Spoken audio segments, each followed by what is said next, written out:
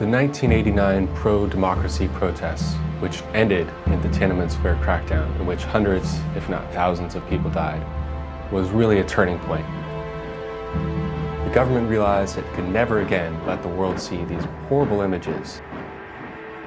They need to crack down on any threats before they ever reach that large scale. They need to control the thought leaders and opinion makers. And this is why, right now, it's one of the darkest periods for human rights in China.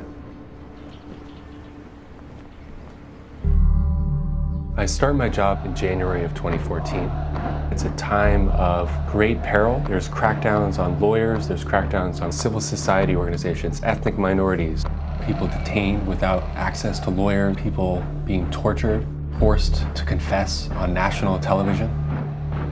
Puzichang, one of China's most famous free speech lawyers, is put in detention after meeting with 15 people in a private room to discuss the Tiananmen Square crackdown. He was facing a possible 8-year sentence.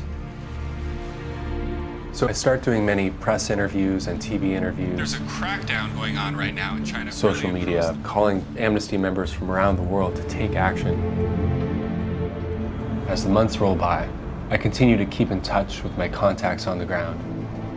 I hear that the outpouring of support from the international community and the condemnation of human rights violations has actually had a positive impact in improving the situation. The more exposure I'm able to bring to these important issues, the more Chinese citizens will be able to enjoy their basic human rights, because China isn't impervious to the world's public opinion.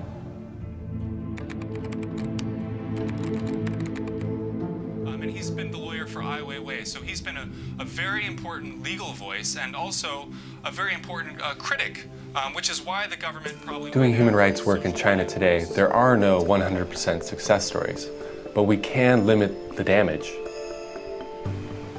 In the 2 years that I've been working here, I've seen that the state seems to have backed off from some of its worst attacks against human rights defenders, and this gives us glimmers of hope that even in this dark time, improvements are possible.